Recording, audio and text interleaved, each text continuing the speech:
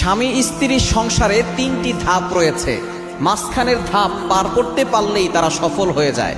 প্রথম যখন স্বামী স্ত্রী একত্রিত হয় তখন তাদের ভালোবাসা অনেক বেশি থাকে, একজন আরেকজনকে মহব্বত করে অনেক বেশি। এবং নবীজি সাল্লাল্লাহু আলাইহি সাল্লাম এই সময়ের কথা নিজেই বলে দিয়েছেন, লাম তারালিল মুতাহাব্বিনা মিসলান নিকাহ, নতুন যে দম্পতি এদের ভিতরে যে ভালোবাসা, এই ভালোবাসা আমি অন্য কোথাও দেখি নাই।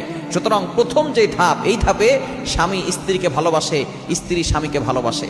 এরপর যখন আস্তে আস্তে সন্তান হয় তখন আস্তে আস্তে যে স্ত্রী আছে তার মেজাজ একটু খিটখিটে হয়ে যায়, কেননা বাচ্চা হওয়ার পরে, সন্তান হওয়ার পরে মেয়েরা কিন্তু আস্তে আস্তে অস্বাভাবিক কিছু আচরণ করে।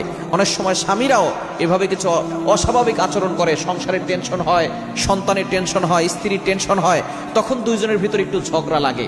এই মাঝখানের ধাপটা অনেকেই ডিভোর্স পর্যন্ত চলে যায়, অনেকেই মাঝখানের ধাপটা পার করতে পারে না। সন্তান যখন আস্তে আস্তে বড় হয়, তাদের যখন বিয়ে হয়ে যায়, যদি মাঝখানের